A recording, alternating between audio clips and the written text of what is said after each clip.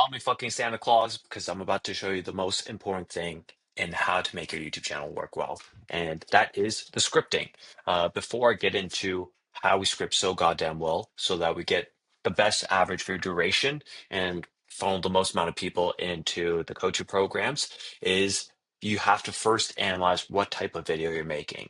And so not only will you get a lesson on how to script well, but I'm about to also break down some YouTube knowledge for you guys. And so before I get into it, I first got to explain to you what the different types are and what types of videos you should be making considering what growth stage that you're at.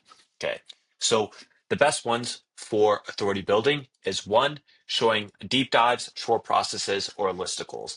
These three types of videos are the best way for you to show your actual in-depth knowledge in a more organic way for complex problems that your ICP is probably going after. If you are a person struggling with YouTube, you're going to watch a short process on how to script a video so that your videos could do better. Or if you're, I don't know, a hairstylist, you're going to do a very deep dive on how to curl your hair better or some stupid shit.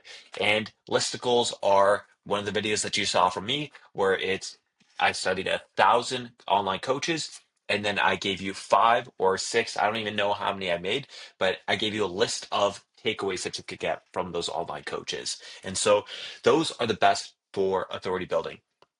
The next ones, if you want to increase your conversion rates on your coaching program, is interviews and case studies and challenges. Those are the best way to show that what you sell truly does work and it's still relevant in the time that you're posting that video. And lots of times people are going to say this method doesn't work anymore, even though it's only 3 months ago. This is the best way to just dispel all those myths.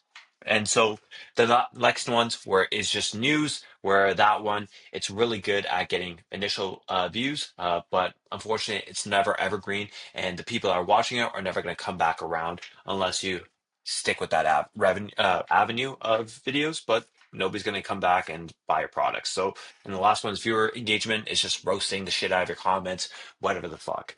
Those ones aren't that important. The best ones I recommend it's 1 through 6. If you're definitely in your early stages, focus on just number threes and number twos. And when you do those short processes, you just have to make sure they're searchable problems that people are actively looking for. Okay, with that out of the way, I wanted to show you some me popping up my chest, showing my tits, and making sure that you know what the fuck is up. So, let's see here. I got the best retention in the game, homie. As you can see here, hooks off the charts. People finishing the video off the charts. You know what that means? We're getting a lot of views because we have a lot of viewer satisfaction and the video is going to get pushed out more. As you can see here as well, I think this is this video. I could be wrong. You can see here 3 conversions on that video. Ka-ching. And as well, evergreen videos. It's the power of them, as you can see here for one of our other clients. We posted these videos, I don't even know how many years ago, and they're still bringing in a lot of good views, right? And so let's just get into it. How do I make great scripts? So I would love to just lie to you and say I only need 5 minutes to cook something up. It's really not that. A lot of the actual work is in the processing and the strategies phase where I'm thinking about what makes people actually stick around. And the only way to do that is by saying something very controversial that is true, but people don't believe you. For example, if you said the sky is red, but it actually is red, but most people believe it's blue, they're gonna be interested. Now, if you say something that is controversially false, then people are gonna think you're a fucking idiot. And so this is the importance of a good balancing act. You want to say something that the general society has wrong, but if they actually listened to you and believed what you said, they would have a competitive advantage. And so, with that being said, let me get straight into this. This video is from one of our clients, Bago.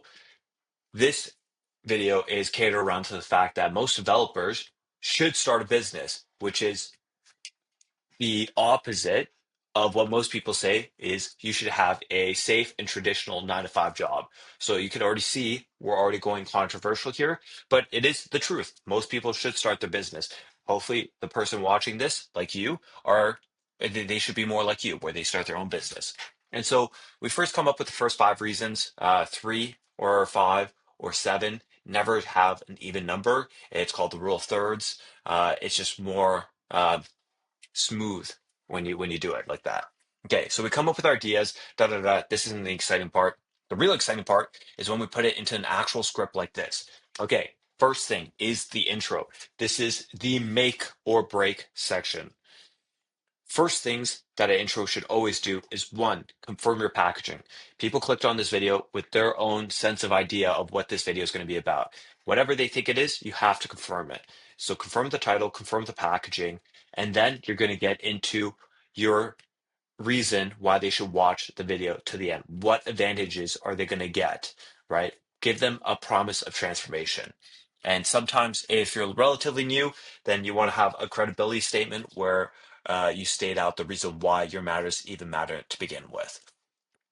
So for me, it would be like, my name is Jeffrey, da, da, da, da, I did this, and then and watch this video because you're going to learn how to script better, da, da, da. And then, so you're going to get into the videos to each point right after that. And so this is the most important part. Okay.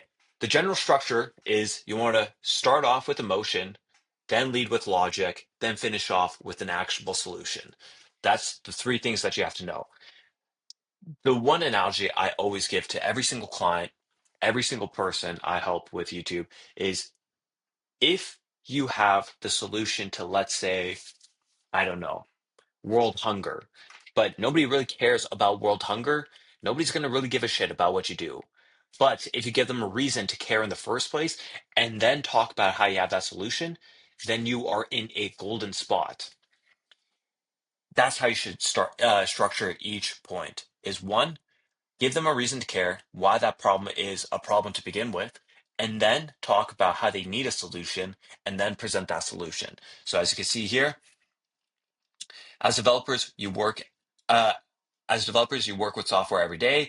You understand systems and tools that are basically second nature. But here's what's easy to forget. You are literally years ahead of the average person when it comes to using and understanding technology.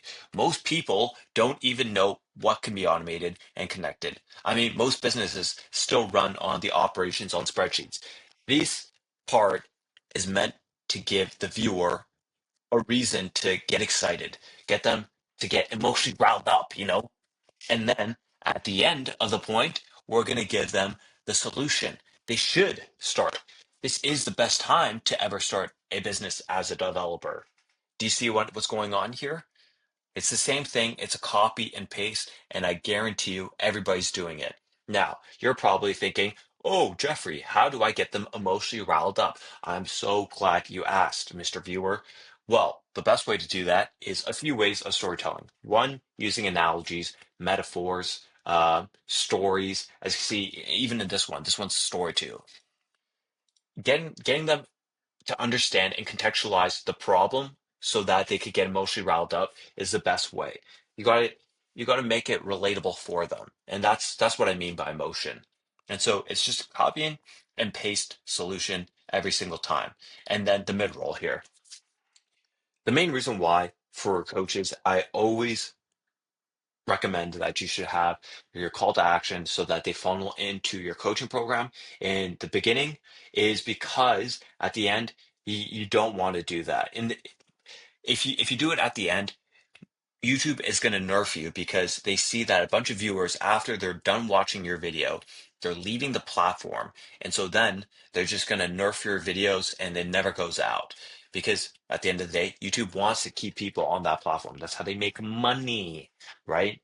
And so that's why you want to do it in the middle of it, especially when you have most of the people and you've given them some amount of value for them to be riled up, right? And so always do your mid-roll CTAs to your coaching program. And then at the end, I'll show you what you're supposed to do. Okay. And don't make it where it's just like copy and pasted on there. You want to naturally and smoothly transition it in, right? So as you can see here, at a big tech job, you commit effort first and maybe get rewarded later. In a business, you're allowed to charge before you commit because in 2026, building first is the risky move and selling certainty is the safe one.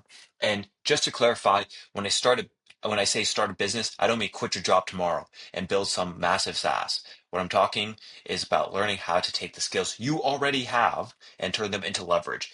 And then this is where he plugs in his coaching program. And as you can see, if we didn't have this part right here, you wouldn't even know it's a mid-roll CTA, right? And that's the beauty of having a good, well-executed CTA. Okay, so with that being said, at the end, you're probably thinking, so what should I plug at the end of the video? I gave them so much free value. Well, my friends, this is what you're supposed to do, and this is how you rack up watch time like this. The way you do it is at the end, you want to acknowledge that they just learned something here. They just learned how to solve the problem that they just watched the video for. But then you want to introduce the big bad wolf that they're gonna experience after they solve this problem, right? Okay, right now, currently, they're gonna start a business. But the next problem is how do you source leads? Okay, well, luckily, we have a video for you to source leads in 2026 and then plug it in right there. Keeps them on the YouTube channel, keeps them on the YouTube platform, and you rack up more watch time. Boom, mic drop. That's all I need to say. Smell you later.